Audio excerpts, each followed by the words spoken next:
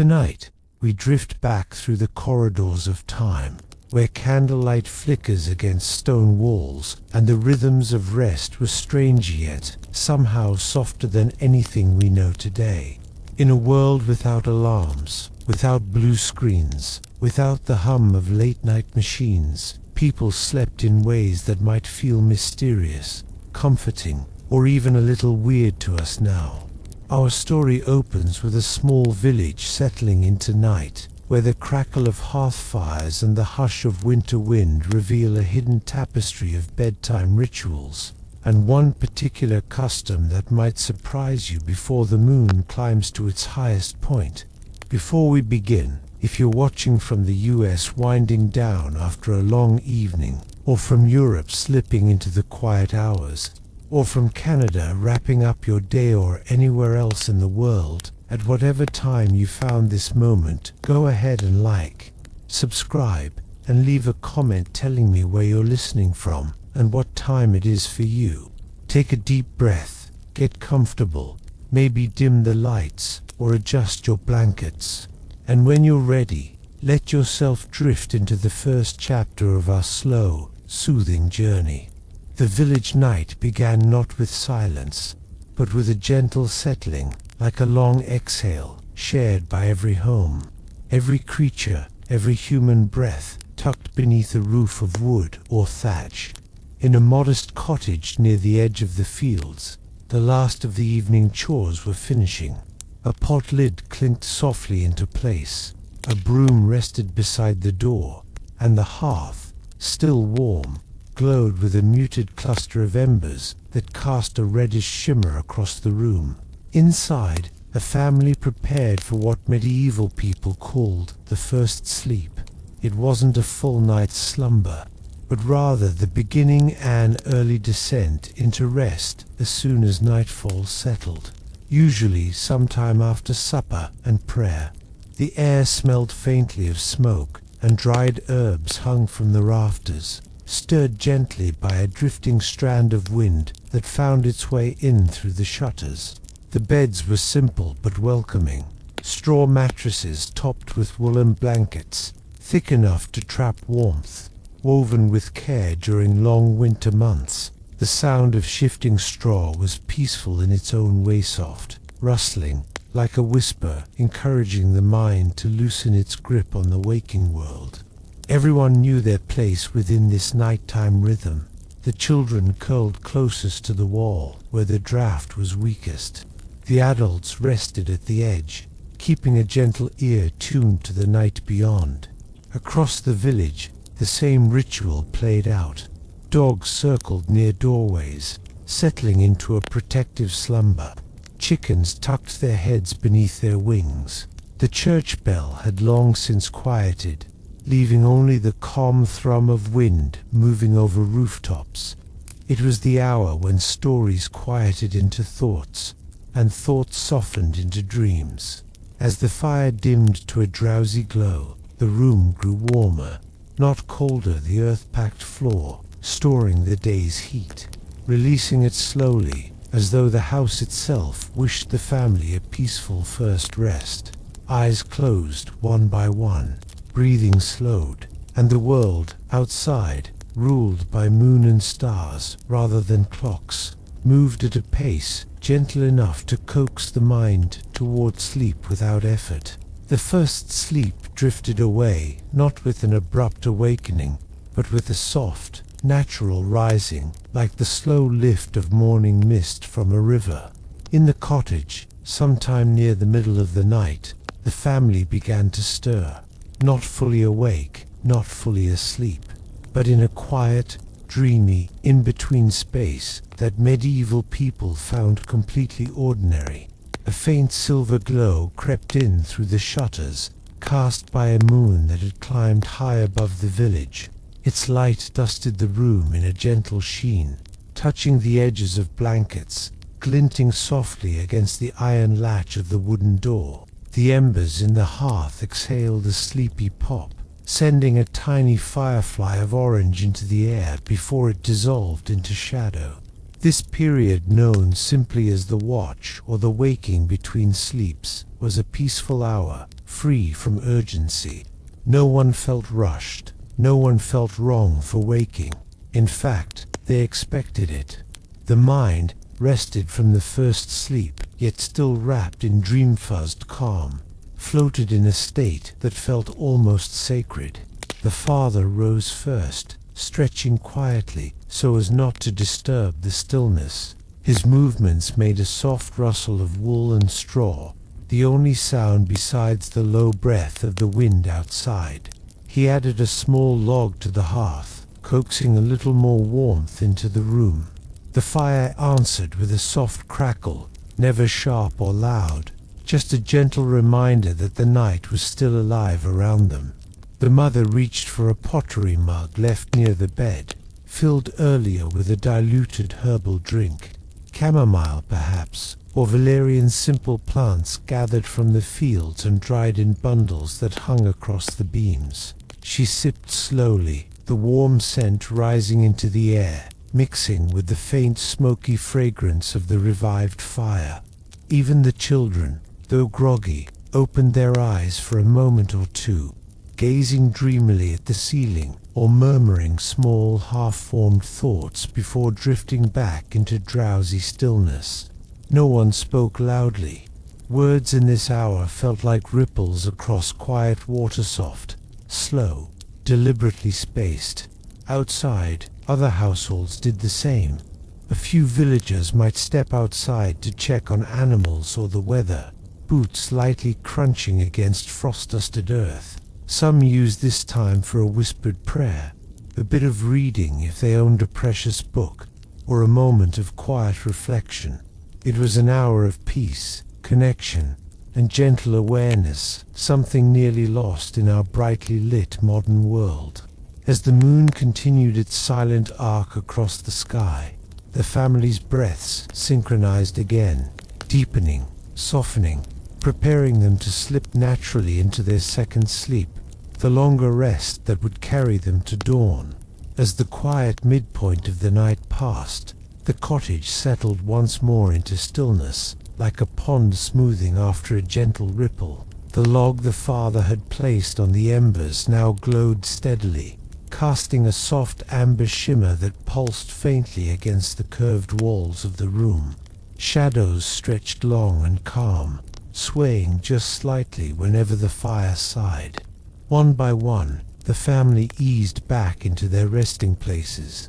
There was no hurry, no alarm waiting to jolt them awake, no bright screen urging them to stay alert. The night moved at its own pace, and they moved with it, embracing the natural ebb and flow of sleep the way their ancestors had for centuries. The wool blankets were warm from the earlier rest, holding the memory of shared body heat. The straw mattresses released a faint, earthy scent as everyone shifted, as though reminding them that everything in their world, from bedding to food to fire, was drawn from the land around them. The children murmured something soft and unintelligible, the kind of dreamy babble that faded as quickly as it came. The air inside the cottage had changed subtly. It was warmer now from the revived fire, but also thicker with the sense of deeper night. The world outside had grown quieter still. The owls were done calling, the dogs were settled, and even the wind seemed to move with a slower breath, brushing faintly across the wooden shutters. In this serenity, the transition into second sleep was gentle and natural. Eyes fluttered closed, not in exhaustion, but in acceptance, like petals closing at dusk.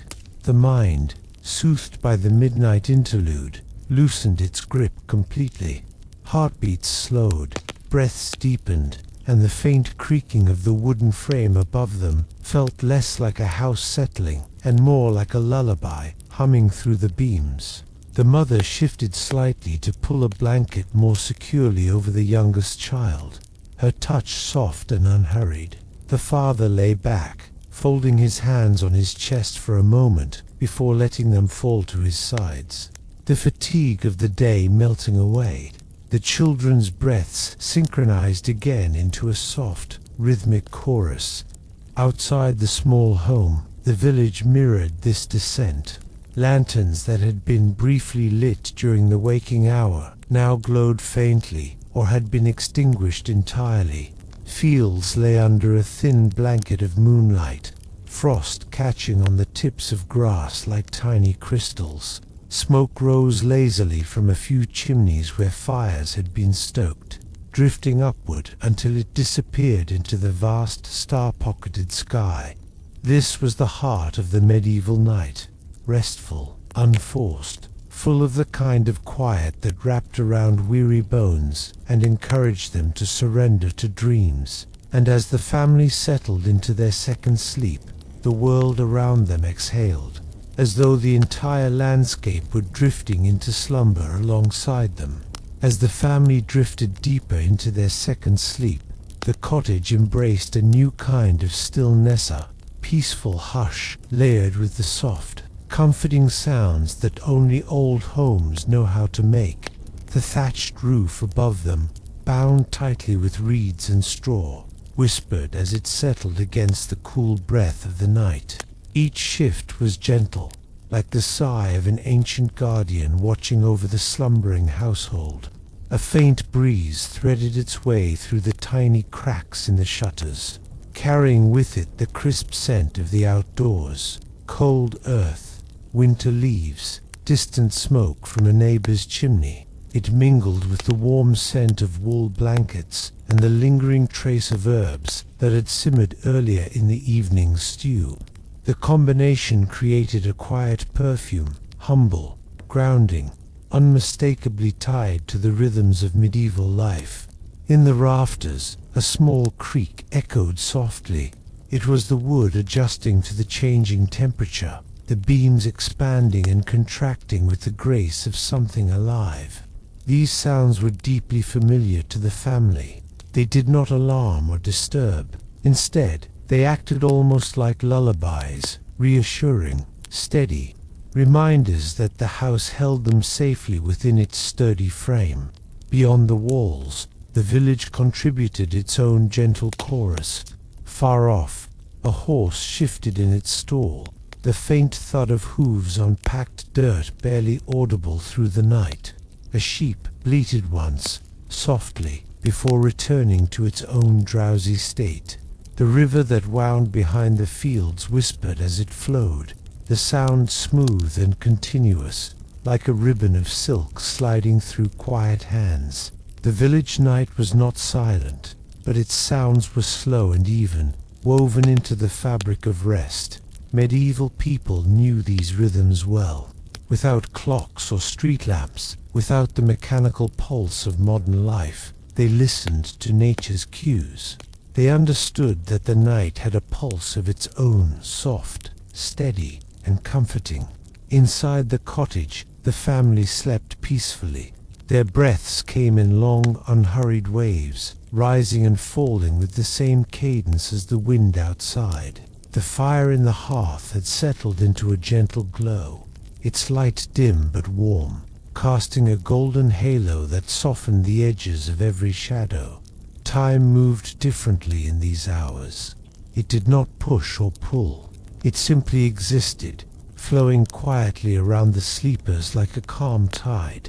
And as the night deepened, the world seemed to cradle the cottage in a deep embrace, holding it steady beneath the vast, star-watched sky. Though the family rested deeply, the hearth remained partly awake, holding on to the last threads of flame like a guardian refusing to abandon its watch. In medieval homes, the fire was more than warmth, it was life itself. Letting it go out entirely meant waking to a cold house and the work of striking new flame, which could be slow and difficult.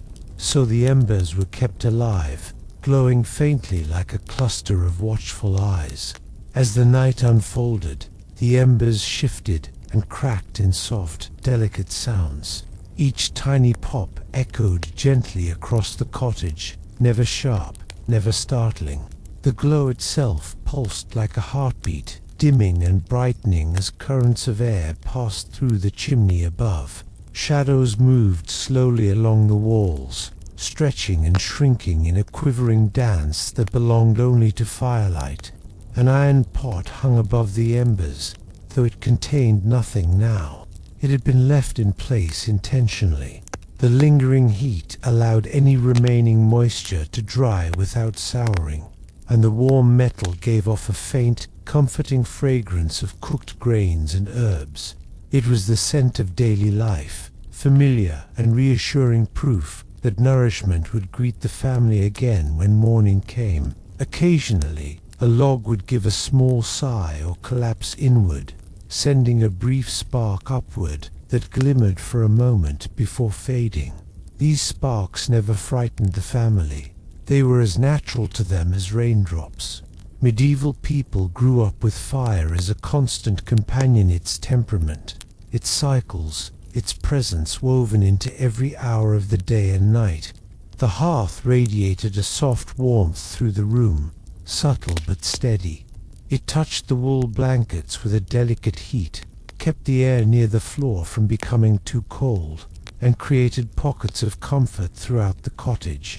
Even the straw mattresses responded to this warmth, releasing tiny hints of dried grass scent, like fields sun-warmed at the height of summer. Beyond the circle of firelight, the cottage lay in deeper shadow. The corners were velvet dark, dissolving into quiet shapes that seemed almost to breathe. But the family slept soundly, trusting the house, trusting the night, trusting the simple presence of glowing coals that never truly slept. This gentle balance between fading fire and growing quiet was part of the medieval night's natural rhythm, a world both dim and warm, both still and softly alive. And as the embers waited for dawn, the family drifted deeper into their second sleep, wrapped in warmth, darkness, and the steady heartbeat of the hearth. The moon reached its highest arc, hanging like a pale lantern above the slumbering village. Its light washed over rooftops, softened by frost and time, and spilled down into narrow lanes where the earth still held the faint memory of daytime footsteps. Though most homes were wrapped in sleep, the night was never entirely empty. In every medieval village there were a few quiet watchers, creatures, people, and sounds that moved softly beneath the moon. Near the cottage, a barn owl drifted low over the fields, its wings slicing through the cold air without a whisper. Owls were familiar companions of the night, their presence steady and reassuring. The villagers believed them wise, silent guardians who patrolled the darkness while humans rested.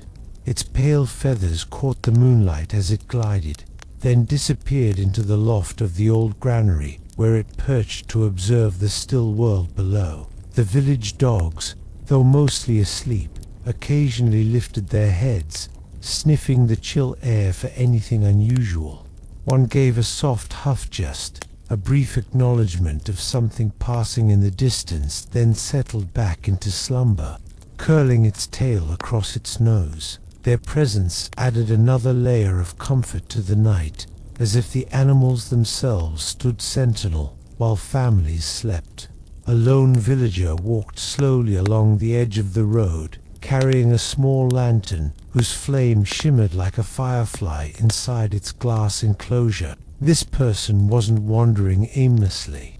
They were performing a simple, nightly check on livestock, a habit formed not from fear, but from the deep responsibility that came with living close to nature.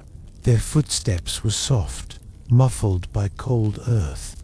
The lantern made small halos of warm light that glowed against stone walls as they passed. In the distance, the faint trickle of the village well could be heard, water echoing from deep underground, the sound barely reaching the surface. It added a soothing backdrop to the night, a steady presence beneath layers of silence. The rooftops shimmered faintly with frost, each straw of thatch catching the faintest glimmer like tiny beads of glass. Chimneys released thin trails of smoke, some strong, some nearly invisible, each one telling the quiet story of a family resting within. Inside the cottage, Though the family slept deeply, the world around them continued its gentle motions. The owl settled. The villager returned home. The lantern dimmed. The frost thickened. Everything unfolded at a pace so slow and soft, it seemed as though time itself had curled under the same wool blankets, content to drift in half-dreams until dawn. This was the medieval nightlife in quiet ways, filled with watchers who asked nothing in return, and shaped by rhythms that wrapped humans and nature into the same shared breath. As the moon began its gradual descent toward the western horizon, the cold deepened, settling into the quiet hours before dawn. Yet inside the cottage, warmth held steady, not fierce or blazing, but gentle, like the lingering heat of clasped hands.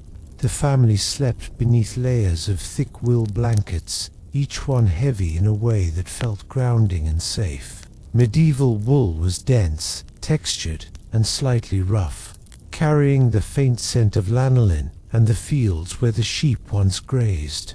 When layered, these blankets created a cocoon of warmth, the heaviness pressing softly over the body, comforting in its steadiness. In a time without central heating, without insulation or double-glazed windows, these woolen layers were essential, but they were also soothing, helping the mind settle even deeper into rest. The blankets muffled the small sounds of the cottage, soft breaths, quiet rustles, the faint crack of a cooling beam, until everything folded into a gentle hush. Only the fire's distant glow hinted at movement. The rest felt timeless, as though the cottage was suspended in a warm pocket separate from the cold outside. The air within was thick with the scent of night, embers cooling into charcoal, dried herbs hanging from the rafters, releasing their delicate fragrance as they warmed slightly above the hearth, and the earthy aroma of straw warming beneath the sleeping bodies. All these scents blended into something uniquely medieval, humble, comforting, grounding. The children slept curled like kittens, arms tucked close, their small breaths puffing faint wisps of warmth into the dark. One shifted slightly, causing the straw beneath to rustle in a soft, soothing way. The sound blended with the rhythmic exhale of the father and the mother's gentle, slow breathing, creating a quiet lullaby of family slumber. Outside, a thin layer of frost formed on the cottage shutters, turning the wooden slats pale and glimmering. The air was crisp enough that the river's whisper grew sharper, the trickle sounding clearer, more crystalline. Even the animals in the nearby pens huddled closer together, seeking the same warmth the family found beneath their heavy blankets. The night was deep now, thick and unmoving, the kind of hour that invited dream slow, drifting visions shaped by the mind's quiet wanderings. Wrapped beneath wool and darkness, the family slept on, held steady in the embrace of winter calm. The cottage had reached its deepest stillness, the kind of quiet so complete it felt like the world was holding its breath. These were the hours when dreams unfurled, gently and hurried, soft-edged, shaped by the calm of the night and the comforting weight of wool. In medieval times, people often spoke of dreams as messages, visitations, or gentle reflections of one's daily life. Without the constant noise and overstimulation of the modern world, their minds drifted into sleep with a clarity that allowed dreams to bloom slowly, like lanterns glowing in the dark. The father dreamed first a simple vision of walking through the fields in early spring. The earth was thawing beneath his boots, each step pressing into soft soil. The dream wasn't dramatic or strange, it was peaceful. He felt the warmth of the sun on his shoulders, heard the low croak of a frog somewhere near a puddle, and smelled the first faint hints of green life pushing through cold ground. Even in dreaming, the rhythm of nature called to him. The mother's dreams drifted through the familiar shapes of her home fresh bread, rising near the hearth, the soft laughter of her children, the gentle clink of pottery she had shaped with her own hands. Her dream world was warm and glowing, lit by a golden haze, like sunlight caught in honey. Each movement was slow, tender, full of the calm she rarely had time to feel during the busy hours of day. The children dreamed in a more wandering way, their imaginations free to stitch together images from stories told by elders and sights glimpsed in the forest. One dreamed of a tiny bird landing on their hand, its feathers warm and bright as it chirped softly. The other imagined walking through tall grass that shimmered silver in the moonlight, taller than anything real, swaying gently as though welcoming them. In the cottage itself, the air remained perfectly still, except for the faint drift of warmth rising from the hearth. The shadows stayed soft, unmoving, like dark silk draped across the walls. Even the beams overhead seemed to quiet their usual creaks, as if respectful of the dreams unfolding below. The night wrapped close around the cottage. The stars overhead glowed with steady patience, their light traveling through ancient sky to fall upon rooftops and frost-covered fields. It was a world built of silence, softness, and the slow rhythm of sleeping hearts. And in that quiet, the family rested deeply, not just in body, but in spirit. The dreams that came to them were gentle companions, shaping the night into something peaceful, healing, and profoundly human. The deep night began its slow transformation, shifting almost imperceptibly toward morning. It started with a faint thinning of darkness, so subtle it could easily be mistaken for a trick of the eyes. Yet within the cottage, something changed. The air felt different, touched by the gentlest hint of approaching light. This was the hour just before dawn, when the world rested in a hush unlike any other. Medieval people often said this time held a special stillness, as though the night itself were hesitating, not quite ready to let go. Inside the cottage, the dying embers offered a last breath of warmth. Their glow had dimmed to a smoky red, no longer bright enough to cast shadows, but enough to reveal soft silhouettes. The curve of the wooden bed frame, the hanging herbs, the rounded shape of the iron pot suspended above the hearth. Everything was bathed in a deep velvety dimness. Beneath the blankets, the family continued to sleep soundly. Their breaths came slow and even, matching the steady pulse of the house. The wool blankets, warmed by hours of shared rest, held a comforting heaviness. They trapped body heat like a shield against the tightening cold outside. Beyond the walls, the village lay suspended between darkness and the first whisper of day. The frost that coated roofs and thatch sparkled faintly in the moon's fading glow. A few stars lingered above the horizon, stubborn and bright, while others began to soften into the paling sky. The fields were still, the trees unmoving, the animals tucked tightly in their shelters. Even the river seemed quieter now, its murmur softer, almost thoughtful. A thin band of pale blue stretched along the eastern edge of the sky, so faint it was barely noticeable. But that softening, that slight blooming of light, was enough to begin stirring small pieces of the world awake. A rooster, sensing the shift through instincts deeper than thought, gave a tentative, half-hearted crow, quiet, unsure, as if testing whether dawn truly approached. In the cottage, the mother's breathing changed ever so slightly, not fully waking, but drifting toward the edge of awareness, as though her body, tuned to the rhythms of morning chores and daily work, recognized the subtle touch of coming daylight. She shifted beneath the blankets, the straw beneath her giving the softest rustle. But there was still time before dawn fully arrived. Time for dreams to linger. Time for warmth to hold.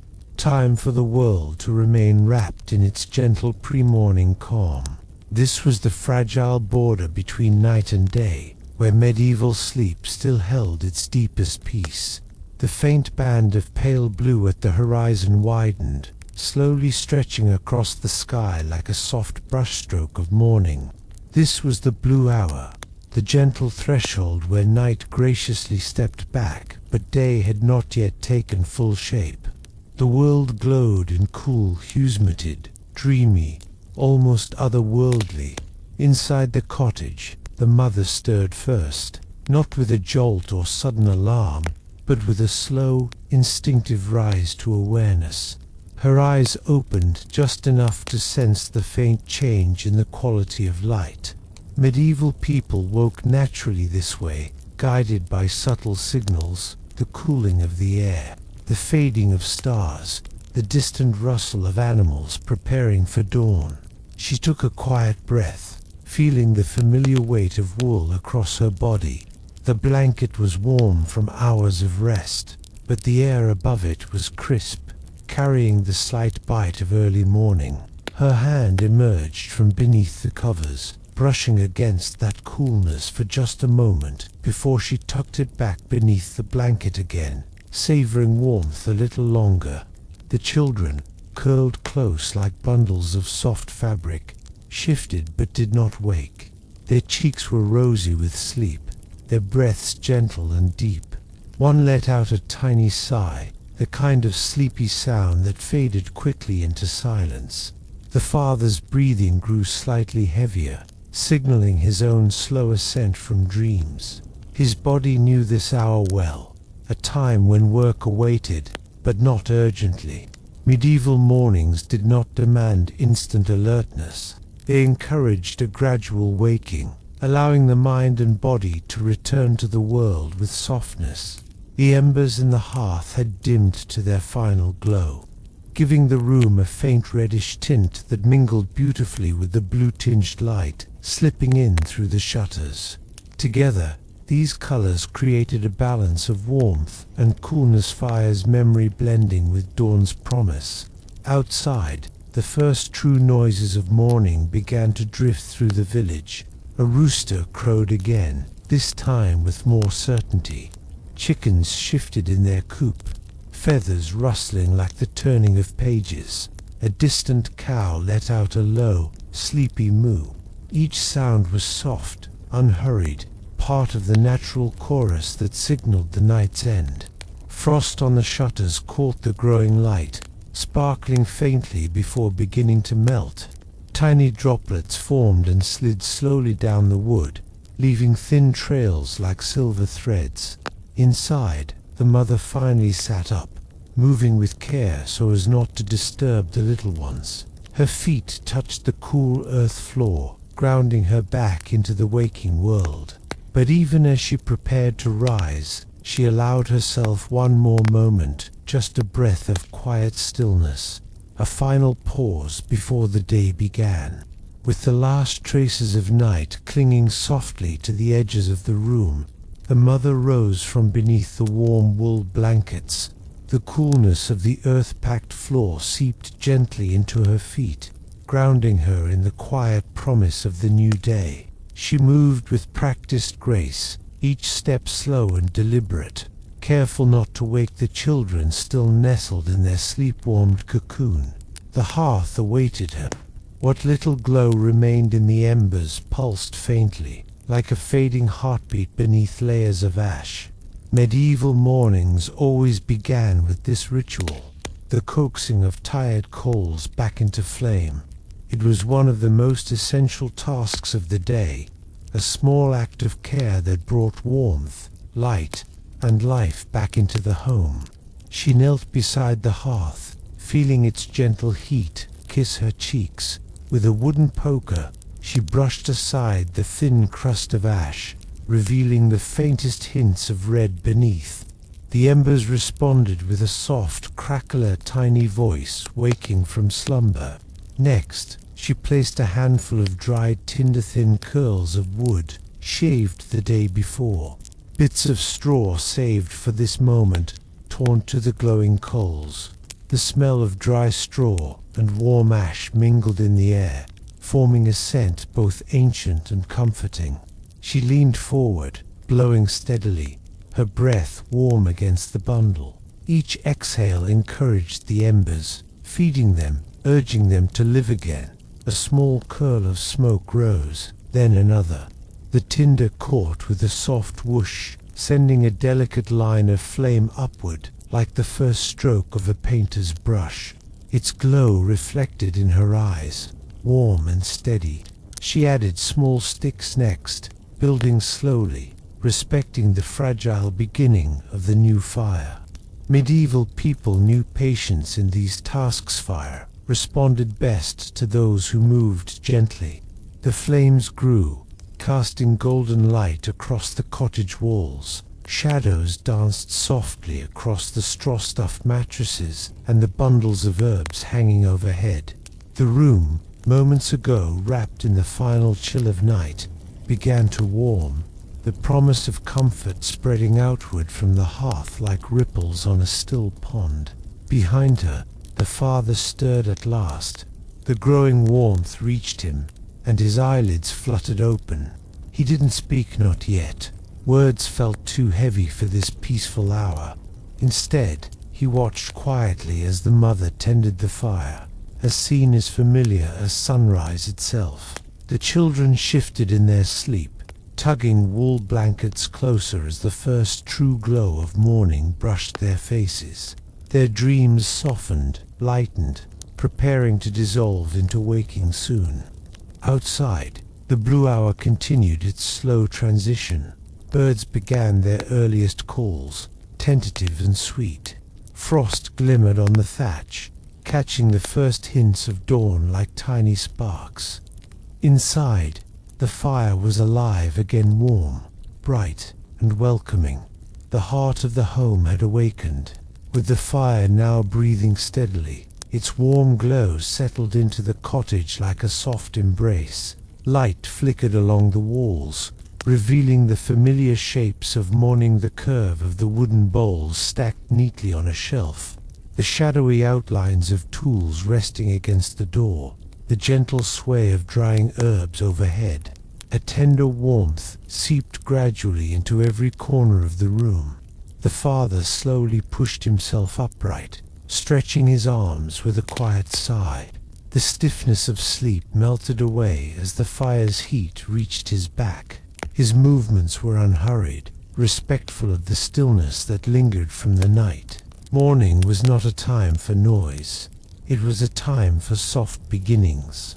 The mother glanced over her shoulder and offered him a small, sleepy smile. No words passed between them, not yet. Their communication in these early hours was gentle and instinctive, spoken through small gestures and shared routines. A few moments later, one of the children stirred, blinking groggily in the golden firelight. Their eyes were hazy with dreams, lashes still heavy from sleep. With a tiny yawn, they lifted their head, then let it fall again onto the straw-filled mattress, deciding for just a moment longer to stay in the warmth of dreams. The mother reached over, brushing a silky strand of hair from the child's forehead. Her touch was delicate, the kind that holds both love and the quiet pace of a morning still unfolding. She whispered a soft greeting, her voice low and warm, barely above a murmur.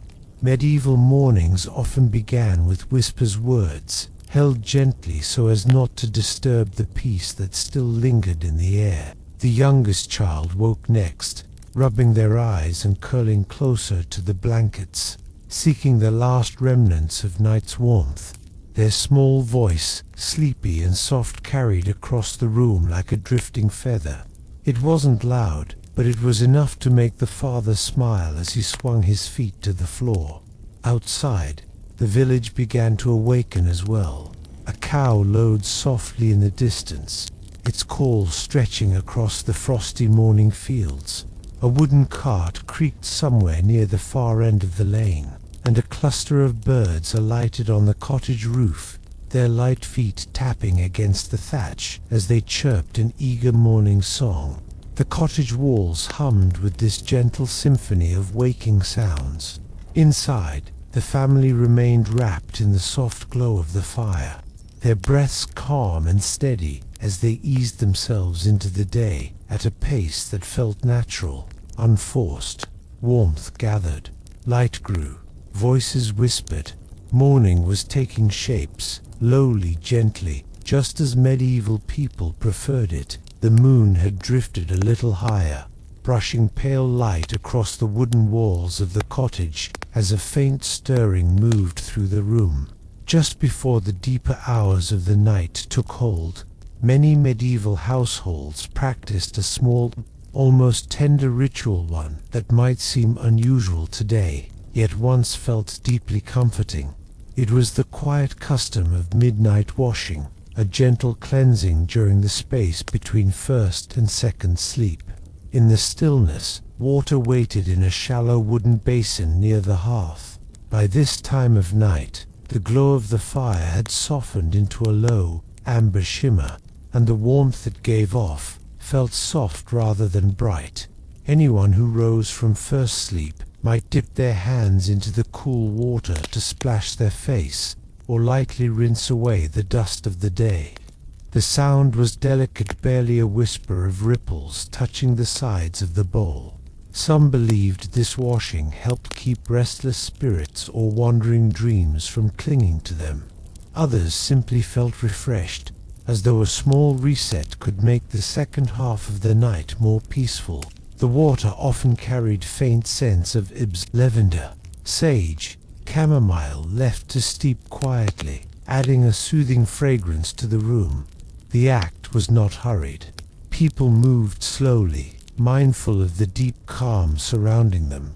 The night outside pressed gently against the window shutters, a thick velvet darkness that felt safe and enclosing. After the washing, hands were dried on soft linen cloths, worn smooth by time, and often warmed near the embers. And then, with a long, unhurried breath, one would return to bed, the straw mattress creaking softly beneath them. Their body felt a little cleaner, their thoughts a little quieter, and the transition back into second sleep glided over them like a serene tide. As the night deepened, a soft glow began to tremble in the corner of the room. In many medieval homes, it was customary to keep a night candle burning between first and second sleeper, single, slender flame that offered comfort, guidance, and a sense of watchfulness. Its light was not meant to brighten the room, but to steady it, casting warm, gentle hues that shaped the darkness into something familiar rather than fearsome. The candle flame danced slowly, its movements quiet and unhurried. Shadows stretched and folded along the walls, shifting like calm, harmless figures. Some people believed these moving shapes were protectors, shadow guardians. They called them gentle spirits, or symbols meant to watch over sleepers and keep the night from feeling too vast. Even those who didn't believe in such things still felt soothed by the flickering silhouettes. They gave the room a feeling of life, as though the cottage breathed softly in its own rhythm. The scent of beeswax drifted through the air, subtle and warm. It mixed with the faint aroma of herbs that hung from the rafters, lavender bunches tied with twine, rosemary tucked into the beams. The shadows swayed to the soft crackle of the wick, each movement slow enough to blend seamlessly into the silence. Families often placed the candle in a protective lantern or a clay holder to keep it safe from drafts. Its glow created a small island of light within the room, offering reassurance to anyone who stirred during the night. Children, waking from dreams they could not quite remember, often glanced toward the candle's gentle shimmer before settling down again. Some used this time to whisper quiet prayers or blessings. Others simply watched the flame for a few breaths, letting its calm, steady pulse guide their own breathing. The candle became a companion to the quiet hours, a reminder that even in the deepest part of the night, warmth and presence remained. And when the moment felt right, and the stillness wrapped everything in softness, sleepers eased back under their blankets. the candles' glow gently rocking them toward the peace of second sleep. In the deeper hush of the night, while most sleepers drifted easily between dreams, there was always one person in the household who stirred with quiet purpose: the hearthkeeper. This role often rotated among family members, and though it might sound like a chore, it carried a kind of peaceful dignity, for the hearth was the heart of the medieval home. The hearthkeeper rose slowly, careful not to disturb anyone nearby. The air was cool, carrying the faint scent of wood smoke, and the softer fragrance of herbs hung above the beams. As feet touched the packed earthen floor, the person would take a breath, letting the quietness of the room fill them with a sense of calm responsibility. The embers in the fireplace glowed like tiny red stars, dim but alive. Their warmth pulsed softly, as if exhaling in gentle sighs. The hearthkeeper knelt before them, using a small iron poker or a wooden stick to coax the glowing coals back into a steady warmth. The sound was delicate, a soft rustle of ash, shifting like powdered snow. Sometimes a log was added, set with care so the fire wouldn't blaze too brightly or crack loudly. The goal wasn't to create light, but to preserve a gentle, lasting heat that would protect the family from the night's cold breath. The hearth's warmth seeped into the cottage walls, into the straw-filled mattresses, into wool blankets waiting for sleepers to return. As the fire revived, the hearthkeeper often whispered a small blessing, nothing elaborate, just a quiet hope that the warmth would hold until morning. Others used the moment for inward reflection, allowing thoughts to settle like falling dust. It was a rare time when the world felt completely still, offering a kind of peace that daytime never quite managed. When the task was done, the keeper brushed ash from their hands, feeling the new warmth radiating behind them. The fire gave off a soft amber glow, enough to reassure any wandering minds that the home was safe, watched over, and gently alive through the night. Stepping back to bed, the hearthkeeper slipped beneath blankets that had retained a whisper of warmth.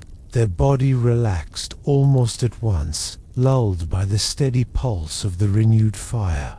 Soon, they once again drifted into the slow river of second sleep, quiet, unhurried. As the night settled deeper into its quiet rhythm, another aspect of medieval sleep revealed itself: the subtle harmony of many people resting together in the same room. In an age before private bedrooms were common, whole families, and sometimes even visiting relatives or travelers, shared a single sleeping space. Though it might sound crowded, the experience often created a soothing, almost lullaby-like atmosphere. The room, warmed gently by the revived hearth, carried layers of soft sounds, not loud or disruptive, just the faint, rhythmic murmur of human presence. A slow breath here, a shifting blanket there, a quiet sigh drifting from someone turning over. These sounds melded into one gentle tapestry, a low and steady hum that made the night feel alive yet peaceful. Straw mattresses rustled softly beneath wool blankets. Some slept on raised wooden platforms, others rested closer to the ground on thick pallets that had been carefully arranged side by side. The scent of clean straw, mixed with traces of smoked wood from the rafters, created an earthy comfort that wrapped around everyone like a warm shawl. Children often nestled near their parents, finding comfort in their closeness. A small hand might rest on a mother's sleeve. A sibling might roll slightly toward another, sharing warmth unconsciously. Even adults, who carried the heaviness of the day in their bones, relaxed more easily, knowing they weren't alone in the vastness of the night. The shared room also meant shared heat, each body contributing a little warmth to the space, helping everyone sleep more easily through the chill. The combined breathing created a calm rhythm, almost like the gentle rise and fall of a distant sea. For many, this sound became part of the nightly ritual, a quiet reminder that life continued around them, steady and safe. Now and then, someone might whisper a dream they half remembered during the waking period between sleeps. These murmured exchanges were brief and soft, just enough to acknowledge each other in the dim glow of the hearth or the flicker of the night candle. Then, as silence seeped back into the room, the group would drift once more into the deep, slow pool of second sleep. There was comfort in this closeness knowing that through the long stretch of darkness, people breathed, rested, and dreamed together. The room became not just a place to sleep, but a shared sanctuary where the night could pass gently and the morning could be greeted side by side. In the quiet hours between first and second sleep, when the air grew colder and the cottage walls exhaled the night's chill, medieval sleepers turned to a simple, comforting tool: warm stones and hearth bricks. These were not just practical objects, they were small sources of calm, warmth, and reassurance in a world where nights could be long and winter cold could sneak into every corner of a home. Earlier in the evening, while the hearth still burned bright, families would heat smooth stones or thick clay bricks beside the fire. By the middle of the night, their heat had mellowed, settling into a steady, gentle warmth. Wrapped in scraps of linen or tucked into small cloth pouches, these warm stones were placed beneath blankets, near one's feet, or held close to the chest. When someone stirred from first sleep, slipping back under the covers, the touch of these heated stones felt like being welcomed by a friendly presence. The warmth seeped slowly into tired muscles, easing the stiffness that came from long days of labor. The stones held their heat surprisingly well, glowing softly with the memory of the fire's earlier strength. Children especially loved them. They hugged the warm bundles close, curling their fingers around the fabric and drifting off again with a sense of deep security. Adults too found comfort in them: farmhands who had spent days in the cold fields, mothers who needed relief from tense shoulders, elders whose bones ached more keenly at night. The room itself stayed quiet. Only the faintest creak of shifting wood, the gentle hush of breath, and the low glow of the hearth filled the space. In that softness, the warm stones acted like small anchors, connecting people to the lingering warmth of the fire and the steady heartbeat of the home. And as the minutes stretched into deeper stillness, the warmth encouraged bodies to relax fully. Muscles loosened, breathing slowed, blankets settled more comfortably. The night felt less sharp, less vast, replaced instead by a cocoon-like sense of safety. With their warm stones tucked beneath them, medieval sleepers eased into second sleep, not with urgency, but with a quiet, grateful sinking, like slipping into a calm pool, letting the night cradle them with gentle, lingering heat. As the night moved gently toward its deepest point, many medieval households embraced a quiet ritual that bridged the space between waking and dreaming: soft nighttime prayers and whispered blessings. These were not grand ceremonies or strict obligations, but tender moments, small soothing practices that brought a sense of calm to the darkness. When someone awoke during the natural pause between first and second sleep, they often lay still for a moment, listening to the soft breathing of the others in the room. The air felt cool and steady, carrying with it the faint scent of herbs, wood smoke, and wool. In that peaceful hush, a person might press their hands together loosely or simply rest them over their chest, and begin a quiet murmur meant more to soothe the heart than to echo any formal words. Some whispered simple blessings of gratitude for warmth, for shelter, for the safety of loved ones sleeping nearby. Others offered hopeful thoughts for the next day, a wish for good weather, safe travel, or a bountiful harvest. The prayers were often slow, unhurried, their cadence matching the soft flicker of the night candle resting in the corner. Parents sometimes reached to gently brush hair away from a child's forehead, offering a small blessing for peaceful dreams. Elders murmured familiar phrases passed down over generations, phrases that carried the comfort of repetition. Even those who didn't consider themselves particularly devout found solace in speaking calm, steady words into the quietness, grounding their thoughts before returning to sleep. The room, dimly lit by the ember glow of the hearth, seemed to hold these whispers tenderly. Shadows along the wooden walls softened, almost as though listening. Outside, the wind might drift through the trees, its sound low and soothing, while the thick darkness beyond the shutters made the candle's gentle light feel even warmer. After a few slow breaths, the person would feel their body loosen, as though each whispered blessing smoothed the edges of the night. Their hearts settled, their minds softened. The worries of the day felt farther away, replaced with a warm sense of reassurance. With a final, quiet exhale, they eased back into their blankets, the wool soft against their skin, the mattress rustling faintly beneath them. The prayer lingered like a faint glow inside, guiding them gently into the steady pull of second sleep, where dreams unfolded as calmly as drifting leaves. In the dim stillness of the night, while the fire hummed softly and the room breathed with the gentle rhythm of many sleepers, another medieval habit often unfolded quietly between first and second sleep, reflecting on dreams. To medieval people, dreams were not simply fleeting images, they were messages, symbols, soft echoes from the world beyond waking. And the quiet middle of a night pause became the perfect moment to contemplate them. Those who stirred awake often found their minds still half-soaked in the residue of their first sleep's dreams.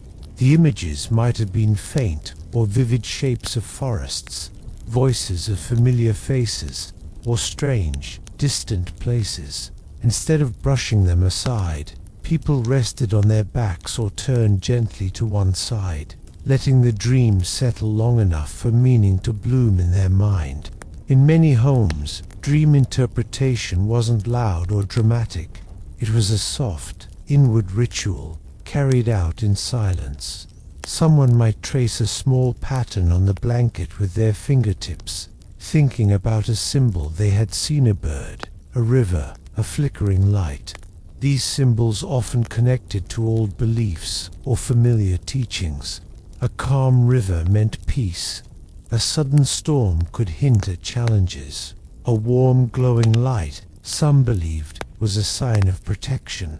Sometimes, if two people happened to be awake at the same time during the night's quiet middle hour, they would whisper to each other in low, sleepy voices. "I dreamed of wheat fields," one might murmur. "Then tomorrow may bring good news," the other would reply, barely louder than a breath. Families passed down the art of understanding dreams from parents to children. Elders often had the most knowledge, offering comfort through simple interpretations, never frightening, always gentle, as though dreams were woven threads meant to guide rather than trouble the heart. Even the shadows seemed to participate. The flicker of the night candle cast soft, shifting patterns on the walls, shapes that seemed to echo the drifting thoughts of the person reflecting.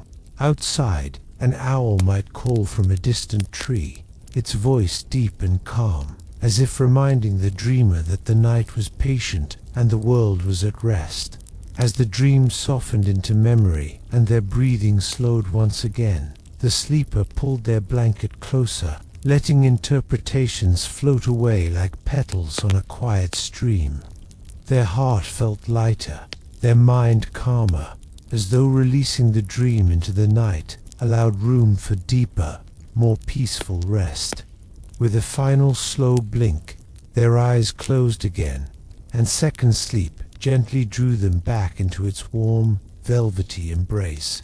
As second sleep began to tug gently at the edges of the night, the world outside the cottage settled into a profound, velvety stillness, a silence so deep and soft that it felt like part of the sleep ritual itself. Medieval villages, without engines, electricity, or constant distant noise, grew wonderfully quiet after dark, and this hush wrapped itself around every home like a comforting blanket. Beyond the wooden shutters, the night air rested calmly. The crispness of it carried the faint scent of damp earth, fallen leaves, or fresh hay, depending on the season.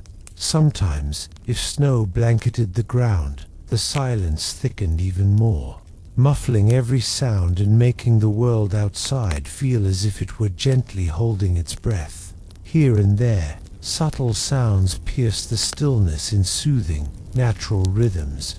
A breeze brushed through the rafters, stirring the thatched roof with a low, whispering sigh. An owl hooted from the edge of the forest, its call deep and steady. Farther away, perhaps near a barn or stable, a horse might shift in its sleep, hoofs softly scuffing straw.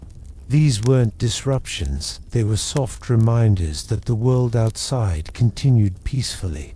The village pathways lay empty, lit only by moonlight that glinted faintly along the edges of cottages and stone walls. Lanterns had long been extinguished, doors were bolted quietly.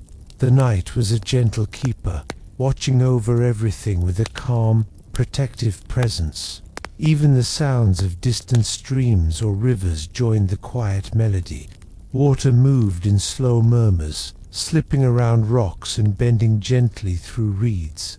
That constant flow became a natural lullaby to anyone listening, shaping dreams without ever fully waking the sleeper.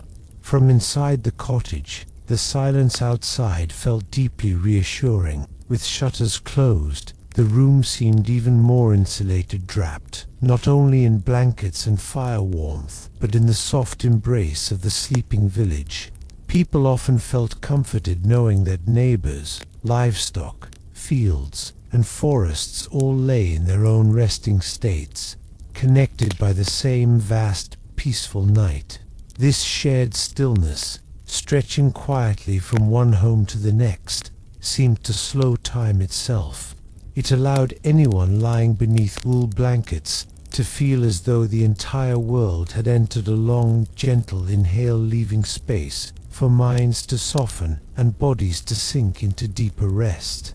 As the silence deepened further, the sleeper's breathing matched its rhythm, slow and unhurried.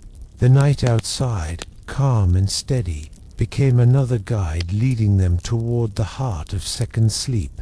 As second sleep settled more deeply into the night, every cottage across the village held a familiar comfort, the gentle pressure of layered medieval bedding, warm and heavy in the most soothing way. Blankets in medieval homes weren't thin or modern, they were dense, woolen, and thoughtfully stacked, creating a cocoon that calmed the body and quieted the mind. Most families began with a base layer of coarse linen sheets, soft from years of washing and wear. Over that lay thick wool blankets, woven tightly to hold warmth through long, cold nights. In winter, an extra layer might be added, perhaps a fur covering or a heavy quilt padded with bits of old cloth. These blankets didn't float lightly over the sleeper. Instead, they carried a comforting weight, like a gentle embrace that encouraged the chest to rise and fall in steady, slower breaths. Feet nestled into the warmth where heated stones had been placed earlier. The sensation of that steady heat, gradually fading but still present, soothed tired muscles and made the bedding feel almost alive with comfort. When someone shifted slightly, the blankets whispered against one another, soft wool brushing linen, a hushed rustle that blended perfectly into the nighttime quiet. The air inside the blankets warmed quickly, creating a serene little pocket where everything felt still and safe. Medieval people often described this layered bedding as a kind of nighttime sanctuary, where the worries of the day couldn't follow. The weight anchored the body, helping even the most restless sleeper feel grounded and calm. In the shared sleeping room, each person's cocoon overlapped gently with another's. A child might curl under a parent's blanket corner, or siblings might share a single large quilt. The combined warmth of bodies, blankets, and lingering fire created a deeply soothing environment where the cold outside could not intrude.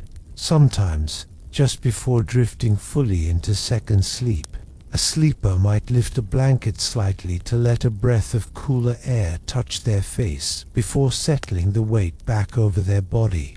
The contrast between the crisp air and the heavy, warm bedding added to the comfort, like slipping deeper into a nest made of softness and heat. The wool carried its own natural sympathy, faintly sweet, touched by traces of lanolin and smoke from drying near the hearth. It mingled with the smell of straw mattresses and herbal sachets tucked into seams, creating a calming fragrance that signaled safety, warmth, and the promise of peaceful dreams. Wrapped under these layers, the sleeper felt the world drift farther away. Muscles loosened, thoughts slowed. The blanket's familiar heaviness invited a surrender to rest, as though the night itself were tucking them in with gentle, steady hands. As the night deepened and second sleep settled over the household, another quiet comfort watched from above bundles of dried herbs, suspended from beams and rafters, swaying ever so slightly in the stillness. These bundles were not merely decoration. They were protectors of scent, health, and peace, quietly infusing the sleeping room with their calming presence. Above the sleepers, small clusters of lavender, rosemary, chamomile, mint, and sage hung tied with twine or strips of old linen. Each bundle had been gathered during warmer months, dried carefully in shady corners, and stored with care. By winter, they had become part of the home's nightly landscape, guardians of rest, reminders of sunlight and summer warmth, and subtle companions through the darkest hours.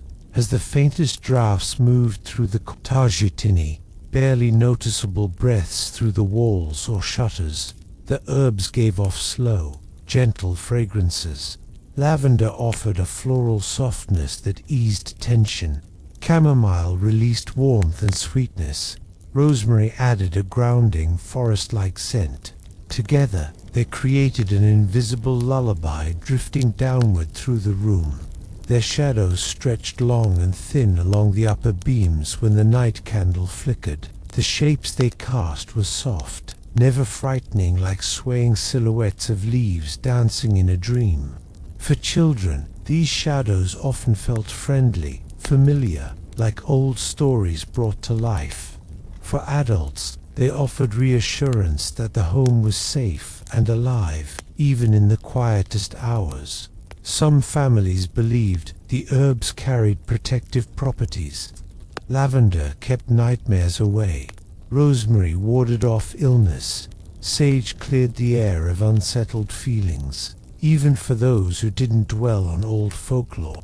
The presence of the herbs brought a sense of calm, reminder of the world beyond the cottage walls, where fields and gardens lay sleeping under moonlight. Every so often, a faint rustle came from overhead when a beam shifted or a breeze sighed gently through the room. It was a delicate sound, almost like a whisper of leaves brushing together. That soft rustling blended seamlessly with the other hushed nighttime melodies, the breathing of sleepers, the low hum of the rekindled fire, the sigh of wool blankets adjusting. As the herbs released their steady fragrance, the room felt wrapped in a natural, earthy comfort. The scent rooted sleepers to a familiar world, one filled with seasons, harvests, and the simple beauty of nature. Under their peaceful presence, bodies relaxed a little more. The mind loosened its last hold on wakefulness. and second sleep deepened, slow and serene, beneath the quiet watch of herbs that had gathered the sun months before and now shared its warmth, one breath at a time. As second sleep unfolded more deeply, another layer of medieval nighttime comfort rested just beyond the cottage walls, the steady, peaceful presence of animals bedding down for the night. In villages where people lived closely with their livestock, the gentle sounds and warmth of animals became part of the ambient lullaby that soothed sleepers through the dark hours. Outside the cottage and, sometimes even in adjoining rooms or connected barns, animals settled into their own slow rhythm of rest. Cows shifted heavily onto straw, their movements soft but grounding. Sheep curled into woolly bundles, breathing in quiet, steady puffs. Chickens perched in close clusters, feathers rustling faintly as they tucked their heads beneath their wings. Each sound was subtle, unhurried, and calming. The faintest thud of a hoof settling into straw, the soft huff of a cow exhaling, the barely audible scratch of a hen shifting in its roost. These sounds drifted through the wooden walls like distant, comforting murmurs. To medieval sleepers, they were signs of safety, proof that the animals were settled. The world was quiet, and the home was held in a gentle harmony shared between humans and creatures. Sometimes, the warmth of the animals seeped physically into the home. In smaller cottages or farmhouses built closely against barns, the heat created by livestock would subtly warm the shared wall. Sleepers lying near that side of the cottage might feel a faint, steady warmth radiating through the planks, soft, almost like a giant creature breathing calmly through the night. Even dogs played their part. Many households kept a faithful dog inside or near the hearth, curled into a tight circle, tail tucked neatly around their nose. The dog's quiet snores or gentle shifts added to the peaceful soundscape, and its presence brought a comforting sense of protection. Travelers taking shelter for the night often spoke fondly of hearing a dog's soft breathing, maybe a reminder that they were safe within a friendly home. Outside, horses stamped lightly in their stalls, settling deeper into their bedding. Occasionally one would exhale a warm, cloud-like breath in the cool air, a sound that traveled softly through the quiet village night. That steady animal rhythm, part instinct and part habit, echoed the slow heartbeat of the countryside itself. The sounds of the animals, the warmth they gave, and the familiarity of their presence blended seamlessly into the medieval sleep environment. It was a world where humans and creatures rested side by side, sharing the same darkness, the same stillness, the same gentle lullaby of night. Wrapped in blankets, hearing those distant, steady breaths, medieval sleepers felt connected to everything living around them, and in that connection they found deep, soothing rest.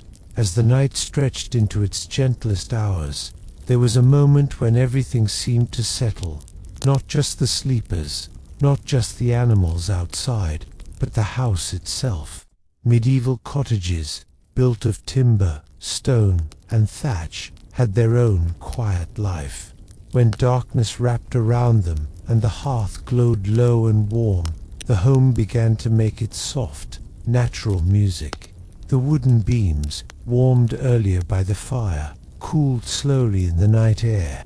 As they shifted and relaxed, they released tiny pops and creaks, nothing sudden or sharp, just soft little sounds like the faint cracking of distant ice or the whisper of twigs settling in the forest. To those drifting toward second sleep, these sounds became familiar companions. A cottage didn't feel empty. It felt peaceful, alive in a gentle, reassuring way. The thatched roof added its own melody. Occasionally a reed would adjust as the temperature changed, creating a faint rustle overhead. Sometimes, if wind brushed across the rooftop just right, The straw would sway with a sound like distant dry grass, soft, soothing, rhythmic. Along the stone walls, the cool night pressed its quiet breath. The stones held the day's warmth deep within them, releasing it slowly into the room. Anyone sleeping near the wall might feel a faint, lingering warmth on their back, a reminder that the home cradled them even as the world outside chilled. In winter, the thick shutters closed tightly over the windows, their wooden panels blocking drafts. Now and then, they gave a soft tap as wind nudged them. The sound was never alarming, just a gentle reminder that the home stood firm against the night, protecting everyone within. The straw mattress beneath each sleeper also joined the quiet symphony. When someone shifted, the dry grasses inside gave a faint crinkle, a subtle sound that blended perfectly with the creaking beams and whispering roof. These textures, wood, straw, stone, cloth together, created a layered, comforting chorus that filled the silence without ever disturbing it. Some medieval people believed their homes had spirits, not frightening ones, but warm, protective presences. Whether or not they believed such tales, the effect was the same. As the house breathed and settled around them, people felt held, watched over, and gently enclosed, wrapped in layers of blankets, breathing slowly, eyes drifting shut. The sleeper listened to the tiny orchestra of their dwelling. Each soft creak was a lullaby, each gentle rustle a reminder of shelter, each faint sound a sign that they were never alone in the dark.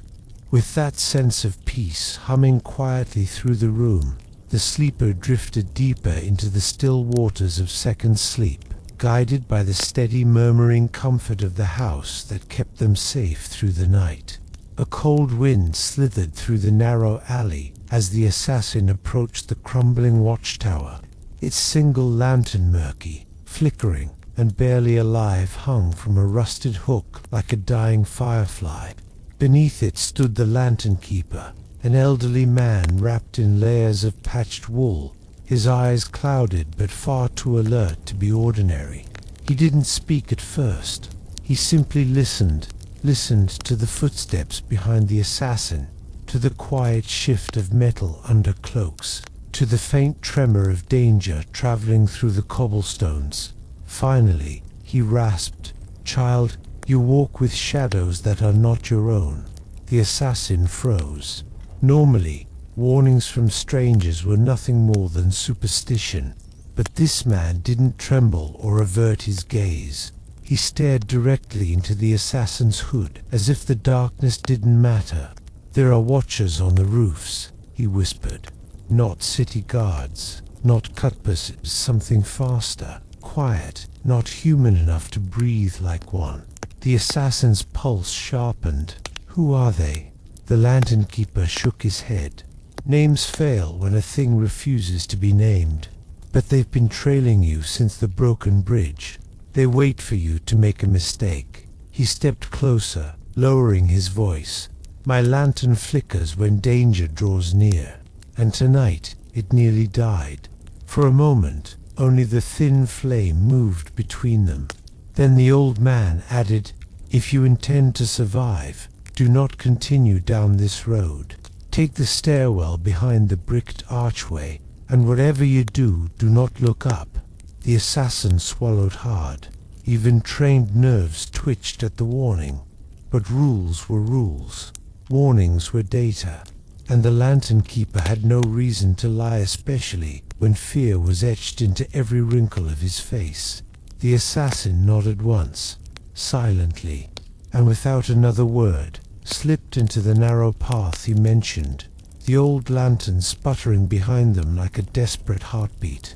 The archway was nearly invisible, bricked over long ago, then cracked open again by someone who knew exactly what they were doing. The assassin slipped through the narrow gap, shoulders brushing old stone, and found the stairwell spiraling downward into thick, stale darkness. The walls were damp. The air was colder than the alley outside, and naturally so. and each step the assassin took echoed twice, once as expected, and once a fraction of a second later, softer, as if something unseen followed just behind. The assassin paused. The second echo paused too. Not good. Instinct urged them to look up, but the lantern keeper's warning burned louder in their mind. So instead, they tightened their grip on the knife tucked under their cloak and kept moving, slow, deliberate, silent. Halfway down the stairwell, a faint scraping sound drifted from above. Metal against stone, rhythmic hunting. The assassin's breath steadied, training taking over. They slipped into the shadows along the inner curve of the spiral, heart beating in controlled, prepared thuds. The scraping grew closer, closer, then stopped. The assassin could feel it, something clinging to the ceiling like an insect, something waiting for the smallest movement. They didn't look up. They didn't breathe. Instead, they reached out with one gloved hand and pressed their fingers against the stone, counting the faint vibrations. 1, 2, 3. Whatever it was, it shifted its weight. Using the moment, the assassin descended 3 steps silently and pivoted into a side passage that had no right to exist. A narrow slit of space just wide enough for a body to squeeze through. As soon as they slipped inside, the scraping sound resumed, sweeping down the stairs in a sudden burst of speed. It had missed them, barely. In the cramped passage, the assassins steadied themselves, eyes adjusting to the new darkness. Somewhere ahead, a faint glow shimmered, the dim promise of another exit, but behind them, the stairwell vibrated once more. The unseen follower wasn't giving up. The assassin pressed forward, shoulders angling through the narrow passage as the cold stone brushed against their cloak. The glow ahead was dim, no brighter than a dying ember, but in this suffocating tunnel, even the faintest light felt like a lifeline. Behind them, the stairwell trembled again, a soft thud, then another, measured, searching. Whatever followed didn't hurry now. It stalked with certainty, as though the assassin's escape route was merely a delay, not a diversion. The passage curved slightly, widening just enough for the assassin to take a fuller breath. The walls here bore shallow scratches, thin, wavering lines carved by someone retreating in the same direction centuries before. The marks ended abruptly, like their maker had been pulled away mid-stroke. The assassin didn't dwell on it. Instead, they lowered themselves, feeling along the ground until their fingers brushed something unexpected. Warmth. A thin thread of heated air seeped through a crack in the floor ahead.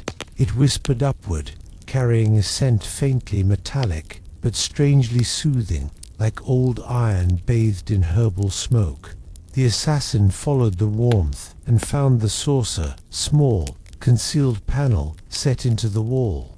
Its edges glowed with the dim ember light that had guided them. Not a torch, not a candle, something older. They pressed their palm against the panel. It responded instantly, with a low hum like a distant choir chanting in a language no living throat remembered. The stone shifted. Dust trickled down as the panel slid to the side, revealing a chamber beyond. The glow bloomed outward, warm and golden, washing the assassin's face in soft radiance. Inside the chamber, dozens of tiny metal lanterns floated freely in the air, drifting in slow, dreamlike orbits. Their flames didn't flicker. They burned with steady, unfaltering light, as though protected by the breath of the room itself. The assassin stepped inside carefully. The air here was warm, comforting even. The floating lanterns rotated, their movements synchronizing subtly, like they were acknowledging a new presence. But before the assassin could take another step, the panel behind them began to slide closed again, and from the stairwell beyond the passage came a final, echoing scrape much closer than before. The unseen follower had reached the tunnel. The stone panel sealed shut with a muted thud, leaving the assassin alone in the chamber of floating light. For a moment, the room felt almost peaceful, warm, silent, suspended in a gentle glow that made the air shimmer softly, like heat rising from sun-baked stone. But peace was never simple in places built by the old order. The lanterns drifted closer, one by one, as if curious. Their metal casings were engraved with patterns the assassin had seen only in forbidden manuscripts, spirals within spirals, tiny geometric loops that played tricks on the eyes. When viewed too long, the engravings seemed to move. The assassin kept their gaze level, steady, trained not to let their focus linger anywhere dangerous. They had learned long ago that even light could be a trap. One lantern floated to their left shoulder, another hovered near their knee. A third positioned itself directly in front of their face, turning slowly, as though studying the planes and angles with deliberate care. The assassin bowed their heads slightly in greeting. The lantern dimmed in response as if nodding back. Good, they remembered. Old order relics were temperamental, but not senseless. They recognized discipline. They respected calm. They thrived on intentional movement and punished impulsive ones. The assassins stepped forward with slow precision. As they walked, more lanterns drifted aside, forming a clear path through the chamber. The floor beneath them was smooth, polished stone, warm under their boots despite the cold they'd felt in the stairwell. Thin streams of golden light trickled downward from each lantern, illuminating strange symbols carved into the floor, symbols of passage, guidance, sanctuary. But sanctuary was never absolute. Behind the closed panel, something scraped lightly, then went silent. The assassin exhaled softly. The creature, or whatever it was, waited. It was patient. It knew this room wasn't meant for it, but it also knew the assassin would eventually need to move on. At the far end of the chamber, a curved archway rose from the floor, framed by two larger lanterns whose flames shimmered in shifting shades of gold. Beyond the archway lay a descending corridor, darker but not hostile-like, deep water lit from below. The assassin approached the threshold. As they did, the lanterns behind them dimmed in unison, their soft glow receding like a respectful bow. The air warmed, brushing their face with a gentle draft carrying hints of rosemary and distant hearth fire. The message was clear. This was the right path, but not an easy one. With one last glance back at the patient, floating guardians, the assassins stepped through the archway and began their descent. Behind them, the room whispered shut, sealing the lanterns and the unseen follower on opposite sides of an ancient boundary. The air changed the moment the assassins stepped beyond the archway. The warmth of the lantern chamber faded into something cooler, heavier, almost humid, yet not unpleasant. The corridor sloped gently downward, its stone walls curving in a smooth, organic way, as though carved by flowing water rather than chisels. As the assassin walked, they noticed a subtle rhythm in the air around them, a soft expansion, a gentle contraction, like the corridor itself breathed. At first, they thought it was an illusion, a trick of the dim light leaking from the archway behind them. But then the faint movement repeated, timed with the quiet pulse humming through the walls. Not dangerous, not hostile, just alive. The assassin ran their fingertips lightly along the stone. It wasn't warm, but it wasn't cold either. Instead, it carried a steady vibration, like the heartbeat of a slumbering creature deep beneath the earth. This was old magic, very old, older than the Order, older even than the manuscripts that hinted at its existence. With each step, the corridor responded. The air stirred. The floor grew subtly warmer. The walls brightened with pale bioluminescent veining that pulsed like moonlit rivers, running just beneath the surface. It guided them without force, nudging gently like a stream carrying a leaf. Far behind, the sealed lantern chamber remained silent. Even the unseen follower made no sound now. But the assassin had the distinct sense that the creature was waiting, choosing a different route. Perhaps one meant only for things born of darkness rather than carved from light. The corridor opened wider as the assassin continued, forming a domed alcove where the ceiling curved high overhead. In the center of the alcove, a shallow pool lay perfectly still, its surface reflecting the faint glow of the living walls. The water carried a scent like wet stone after spring rain, clean, ancient, untouched. The assassin knelt beside it, cupping a hand to taste, not for thirst, but for signs.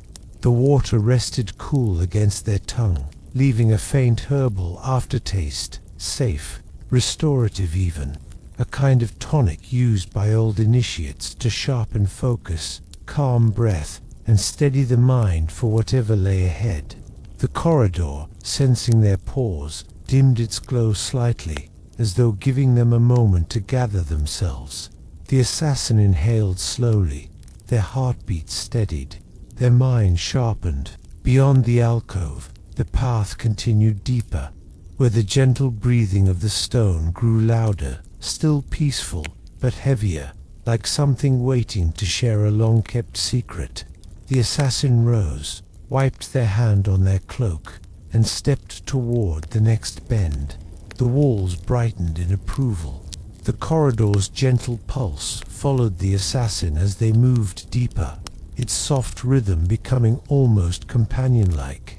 The air settled into a soothing stillness, neither cold nor warm, just comfortably balanced as though the very passageway wanted its traveler to feel at ease. After a slow descent, the corridor widened into a long, graceful hall. The ceiling arched high overhead, smooth as river-polished stone, and the faint glow from the walls gathered into soft streaks of pearly light that stretched the length of the hall. The brightness here was calm and steady, illuminating the path without a single shadow twitching in the corners. The assassin paused at the threshold and listened. Silence. Not empty silence, but peaceful silence. The kind that wrapped around the ears like quiet snowfall, muting the noise of the outside world and inviting the mind to settle. As they stepped forward, the hall responded. Their footsteps made no sound, not even the soft scuff of cloth or the tap of a heel. It wasn't that the assassin moved silently, they always did, but that the hall itself absorbed every vibration, every whisper of motion. The floor felt padded, almost cloud-like, as though layers of woven moss lay beneath the stone. The feeling was strange at first, disorienting even, but as they adjusted, they realized the hall was designed this way on purpose, a place for meditation, for preparation for those who needed to approach the deeper chambers without disturbing the ancient things that rested below. The assassin walked slowly, letting the hall's tranquility settle into their bones. Each breath came easier, each step felt lighter, as if the hall gently lifted them forward. Along the walls, faint outlines appeared, etched figures, half buried in the glowing stone. They depicted silhouettes of robed individuals, all walking in the same direction, heads lowered in focus, hands clasped or extended as if holding invisible offerings. The assassin reached out and touched one of the figures. The stone warmed beneath their fingers. A soft tremor vibrated from the wall, like an old greeting. The hall remembered its pilgrims. At the far end, a slim doorway awaited. It was shaped not like an arch, but like a tall, narrow slit of darkness, framed by two vertical streaks of silver light. No hinge, no handle, just a stillness deeper than the hall itself.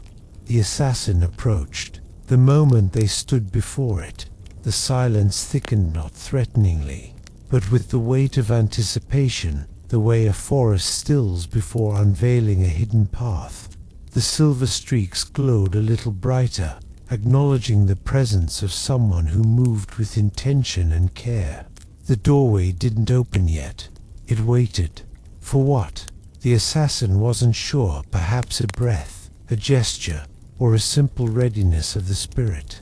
So they inhaled deeply, let the air settle, calmed their heart as they had been trained to do.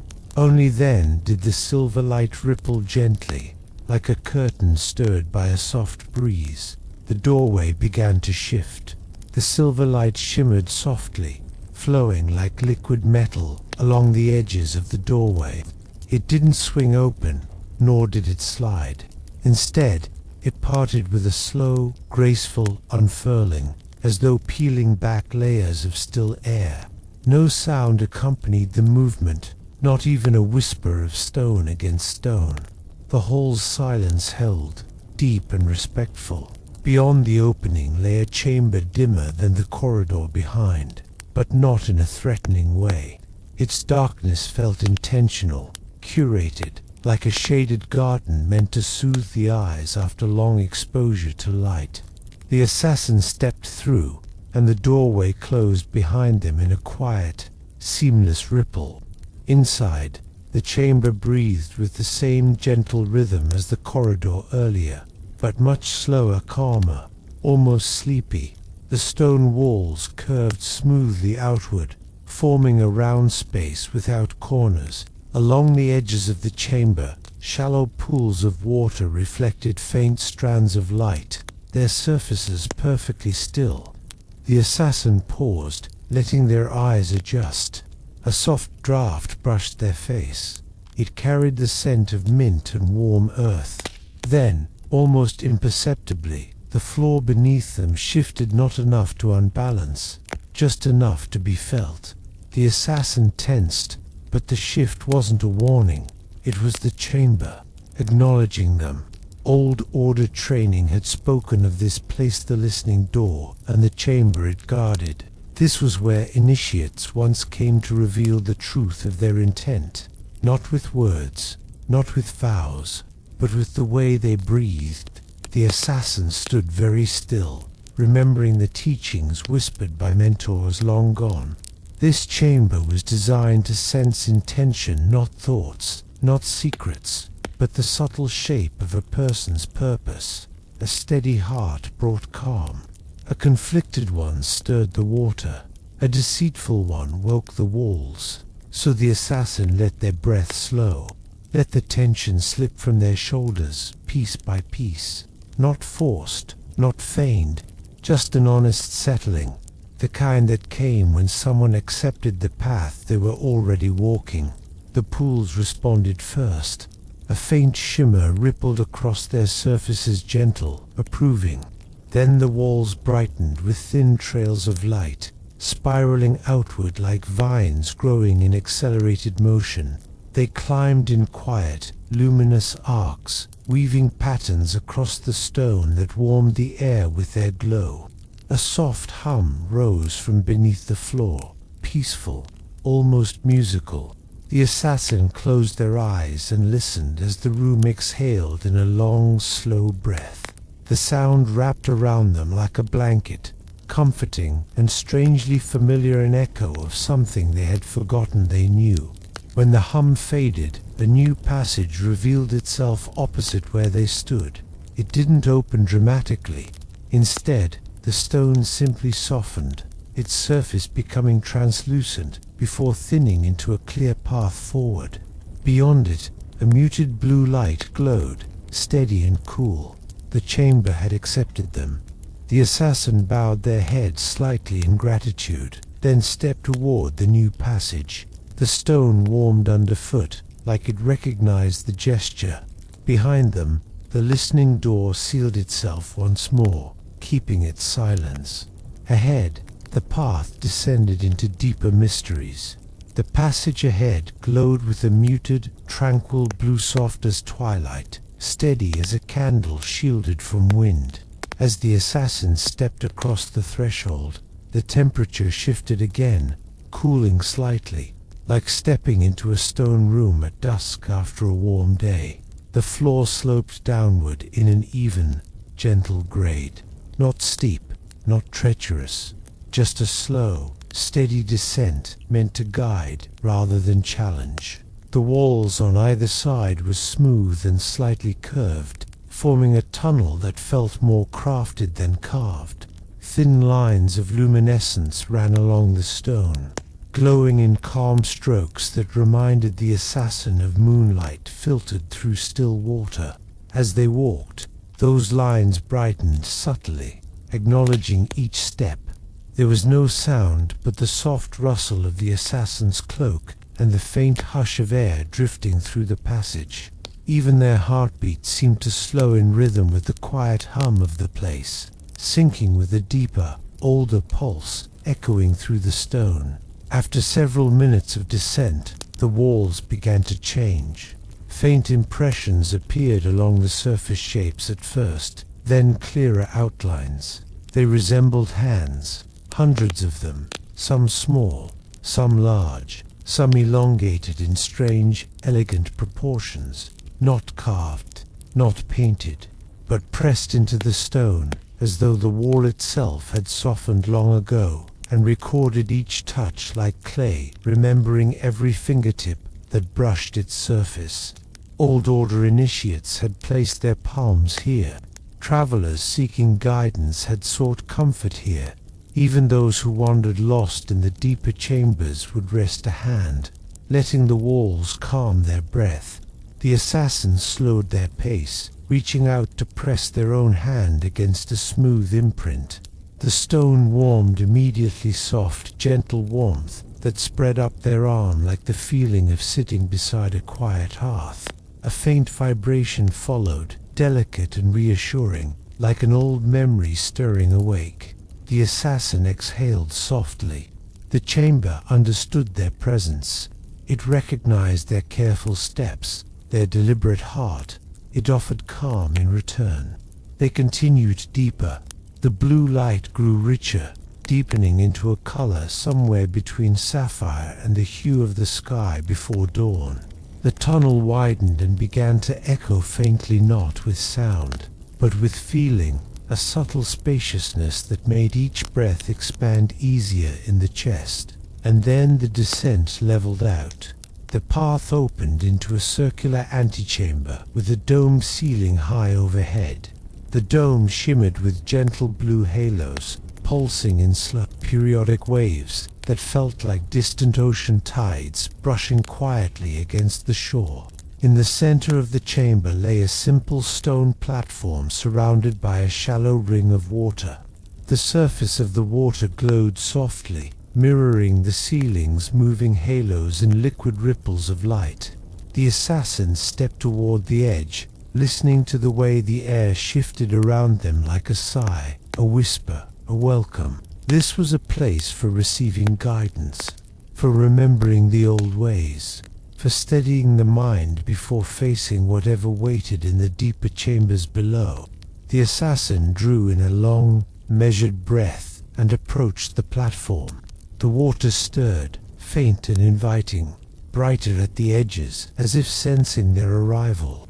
Someone had once waited here for those who passed the listening door, and though the chamber had long been empty of human keepers, the memory of its purpose lingered like a soft imprint in the air. The assassin approached the circular platform with deliberate, measured steps. The air around the stone ring felt cooler than the rest of the chamber, not chilling, but crisp, the way air feels when standing beside a mountain spring at dawn. The shallow water encircling the platform glowed in soft, rippling hues of blue, each wave pulsing gently as though stirred by an unseen heartbeat. They paused at the edge, letting the chamber sense their presence. The halos of light in the high dome above dimmed slightly, then brightened again, slow calm, approving. Old records spoke of this place, the platform of reflections, a space where travelers confronted not their fears, but their direction where intention shaped what the water revealed, and steadiness shaped what the mind could bear to see. The assassin stepped onto the platform. The stone underfoot warmed instantly, responding to their weight as though waking from a long sleep.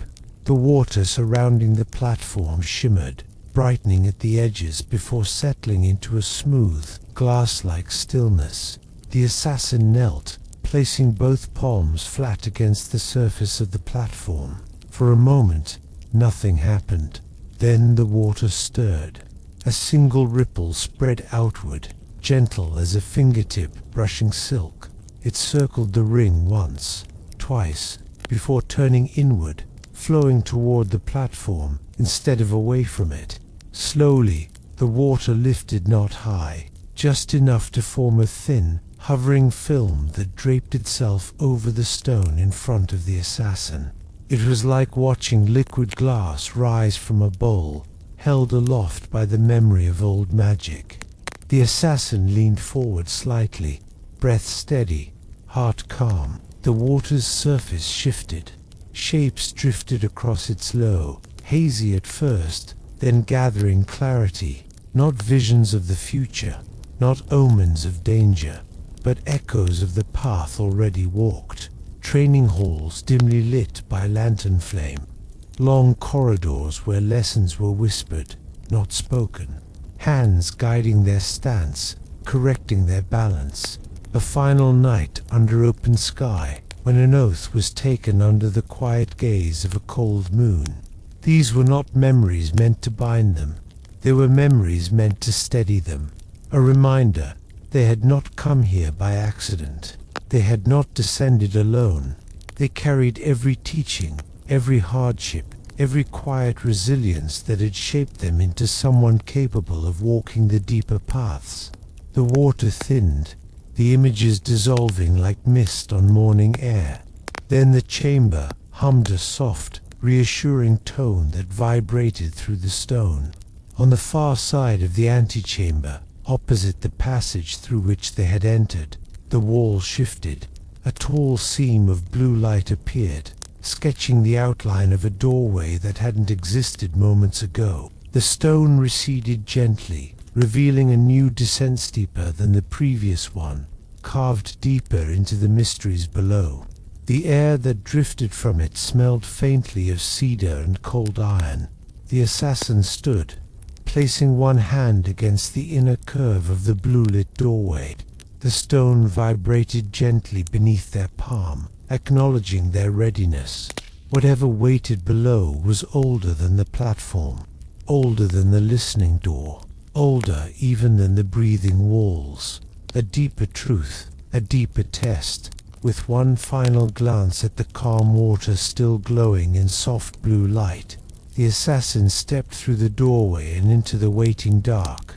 The descent began quietly, as though the chamber wished to ease the assassin into the deeper dark rather than plunge them suddenly into it. The walls narrowed into a tall, graceful stairwell carved in smooth, continuous curves. Every step was shallow and evenly spaced, crafted not for urgency but for calm, deliberate movement. A faint scent of cedar drifted upward from Bellewarm, woody and steadying. It carried the warmth of old forests, the hush of hidden groves, and the memory of sunlight filtering through tall trees. Even the cold thread of iron woven into the scent failed to unsettle. Instead, it grounded the air, adding weight and purpose to each breath. The assassin descended slowly, allowing the rhythm of the stairs to match the rhythm of their breathing. Step, inhale, step, exhale, a gentle cadence, soothing as the steady lap of waves against a quiet shore. As they moved deeper, the blue glow from the previous chamber softened into a cool gray, the kind of gentle half-light that exists just before dawn. It illuminated enough to guide their feet, but left shadows resting peacefully in the recesses of the stairwell. Nothing lurked there, only the slow turn of ancient stone. The walls bore long, vertical striations as delicate as brushstrokes, faintly iridescent when touched by the drifting light. They gave the impression that the stairwell had once been a tree, tall, living, growing in spirals toward the sky. The subtle cedar scent made the illusion even stronger, as though the stone remembered the forest it had once been.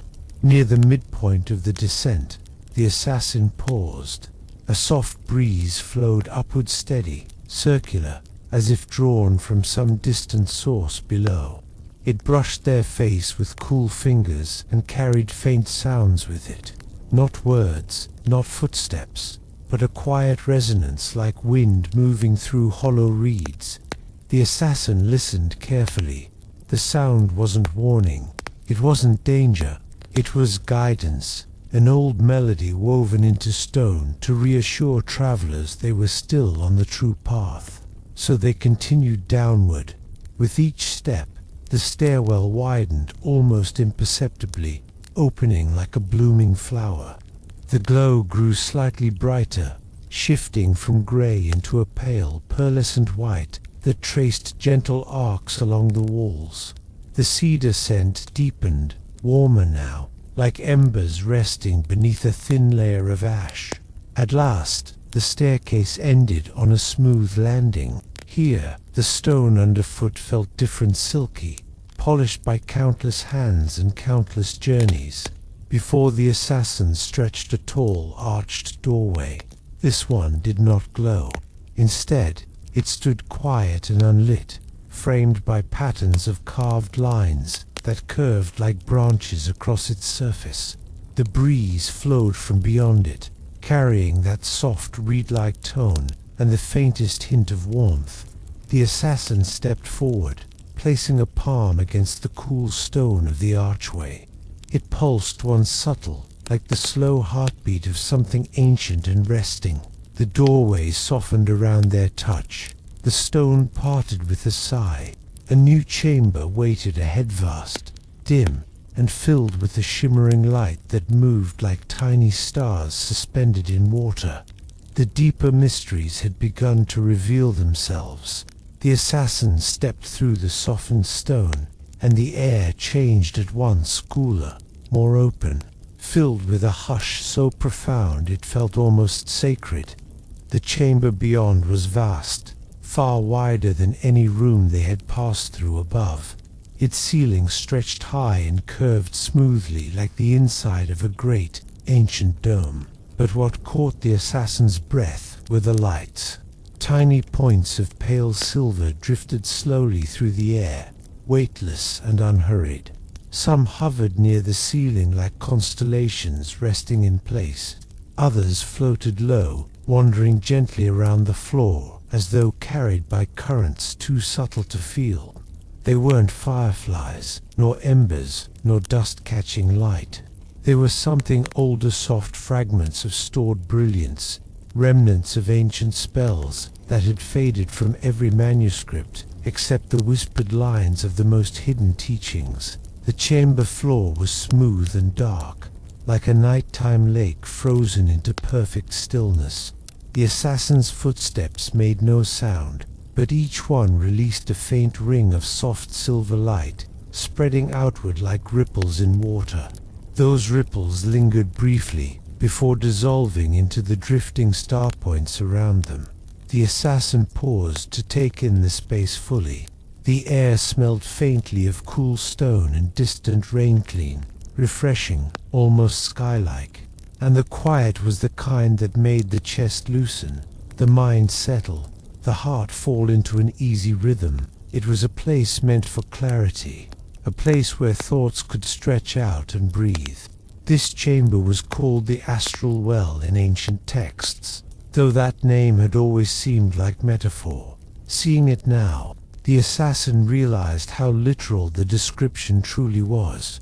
The drifting lights shimmered like stars reflected on a still pond, their slow movements forming patterns that felt both familiar and impossibly old.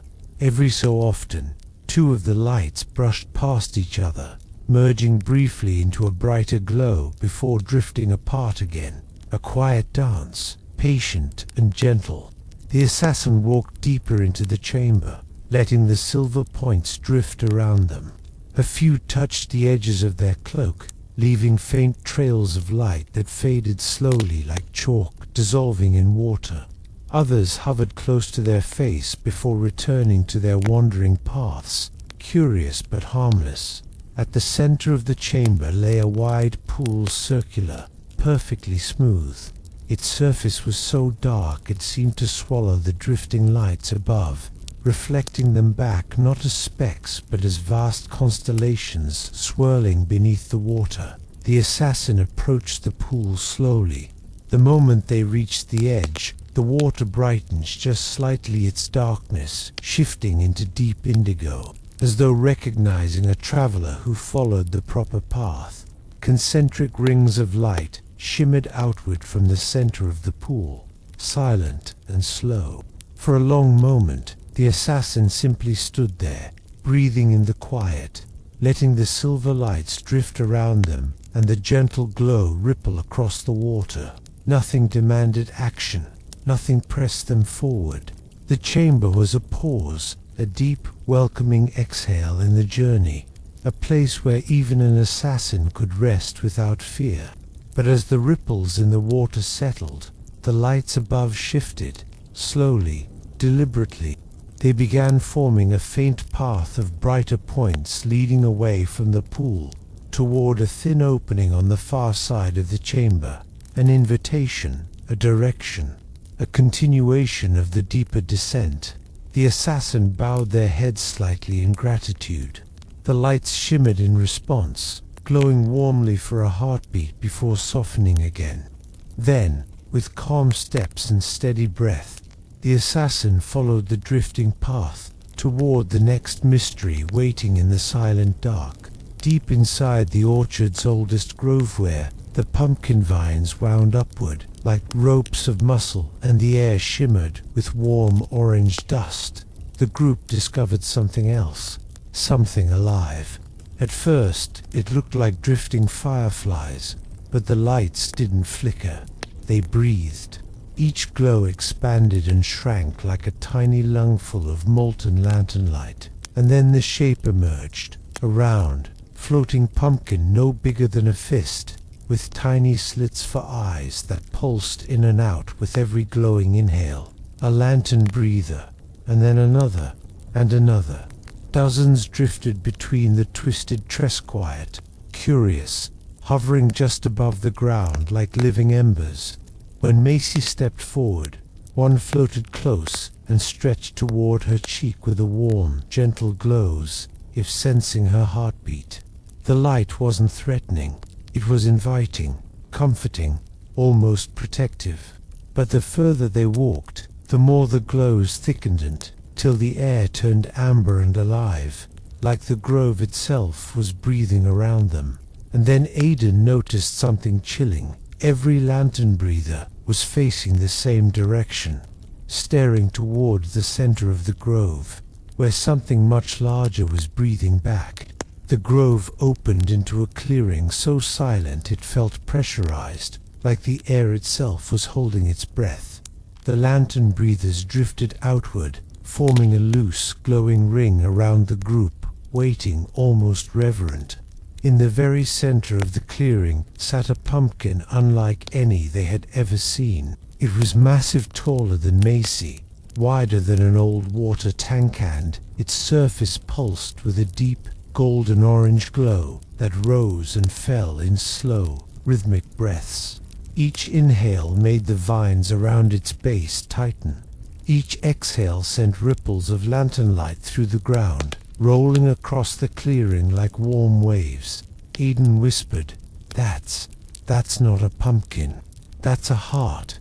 It wasn't beating like a human heart, though. It was beating like the center of an ecosystem, an engine of light and life. The tree branches above it curved inward naturally, forming an almost cathedral-like canopy, and the ground around it was dotted with tiny sprouts, each one glowing faintly, as if waiting to grow into another lantern breather. Then the giant pumpkin shifted. Not a jump, not a twitch, a slow, deliberate turn, like He was acknowledging them. The glow dimmed, then brightened.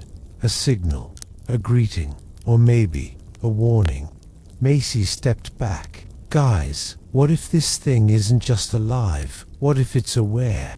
A pulse of warm light rolled outward from the giant pumpkin, washing over their shoes like sunlight spilling across the floor. And for the first time, Aiden noticed a pattern in the pulses. They weren't random. They were forming a rhythm, a message, something the grove was trying to communicate. When the next pulse came, it wasn't warm, it was cold. The lantern breathers around them all stopped moving at once. The cold pulse rippled through the clearing, sweeping the warmth away like someone had opened a freezer door inside the forest. Aiden's breath caught as a thin mist formed in front of his mouth. The temperature plummeted so fast that Macy hugged her arms to her chest. "That's new," she whispered, teeth chattering. All around them, the lantern breathers froze mid-drift, their gentle floating replaced by a tense stillness. Their faces featureless but expressive in some strange way, tilted toward the giant pumpkin in the center, as if waiting for orders. The massive pumpkin's glow dimmed again, then dimmed further, until it was barely more than a dying ember. The ground trembled. Aiden knelt and pressed his palm to the soil. "Something's moving under us." Riley backed up, eyes darting. "Please tell me it's not roots. I swear, if giant vines grab my legs." He didn't finish. A crack split the ground at the edge of the clearing, thin but long, and a burst of freezing air hissed upward. It carried a faint whispery sound, not a voice, more like a plea, a warning, a memory. Macy crouched beside the crack. "This feels like a drain. Like the grove is losing power." Aiden looked at the giant pumpkin, its glow fading, pulses growing weak. "Maybe that cold pulse wasn't meant to scare us," he said softly. "Maybe it was telling us something." The ground shuddered again, stronger this time. A lantern breather nearest the crack flickered, wilted, and its light went out entirely. It collapsed like a paper lantern crushed by invisible hands. Riley's eyes widened. "They're dying. And whatever's under us," Aiden murmured, "is taking it." The giant pumpkin's glow flickered once, twice, 3 times, a pattern Aiden recognized now. Urgency, danger, beneath. A second crack split open, closer. This time the cold wasn't just air, it carried movement. Something shifting in the dark below the roots. Something big, something hungry. The lantern breathers all turned toward the kids at once. Not attacking, not fleeing, herding, pushing them back, trying to get them away from the forming fissures. Macy whispered, "Guys, I think the grove wants us to run." The ground gave a deep groaning sound, like wood bending, like the earth taking a breath. Then something knocked from beneath the soil, a single heavy thud. Once, twice, a third time, slower, closer. The third thud rolled through the clearing like a drumbeat made of earth and bone. Soil shifted beneath their feet, and the roots of the ancient pumpkin trees shivered like startled animals. Aiden steadied himself against one of the trunks, feeling the tremor climb upward through the bark. Macy's voice was barely a whisper. "It's waking up." But the grove didn't respond with menace. It responded with fear. The lantern breathers gathered close around the children, not in an attack, not even in alarm, but in a trembling circle of warm light, as though they were trying to shield them from what stirred beneath the world. The giant pumpkin at the center pulsed weakly, its orange glow now a thin flicker like a candle in a storm. Each pulse was slower than the last, almost like a heartbeat preparing for silence. Riley swallowed hard. "If they're scared..." He didn't finish the sentence. No one needed him to. Aiden stared toward the cracks widening across the ground, thin at first, but now branching like frost patterns spreading on a winter window. A soft, unnatural cold seeped out, coiling around their ankles and crawling up their legs in feathery tendrils. It didn't bite or burn. It simply felt wrong, like air that had never belonged above ground. The whispering rose again, this time clearer, like dry leaves brushing over hollow wood. Not words, but intent. Aiden closed his eyes, listening. "It's hungry," he said quietly, "but it's not just eating energy. It's consuming warmth, light, anything alive." Macy stepped closer to the fading giant pumpkin. "Then the grove has been fighting it all this time." The pumpkin's glow flickered once an exhausted nod. Riley pointed toward the center where the cracks met. Look at that." Between the diverging fissures, the soil began to rise, a slow bulge forming like something pressing from below. Earth spilled off in thin streams. Small stones tumbled down its sides. The bulge grew taller 6 inches, then 10, then nearly knee-height. The lantern breathers all floated backward at once, their lights shrinking to frightened pinpoints. Macy grabbed Aiden's sleeve, her voice shaking. "We can't fight this. We can't even see it." He nodded, breath unsteady but calm. "Then we don't fight."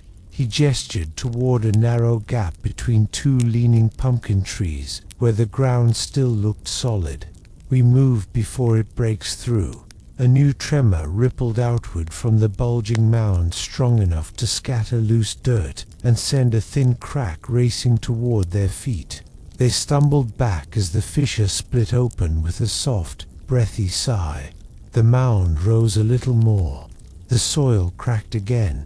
Something beneath it inhaled, a slow, cold breath. Aiden whispered, "It's almost here." The grove dimmed. The breath of the forest steadied itself.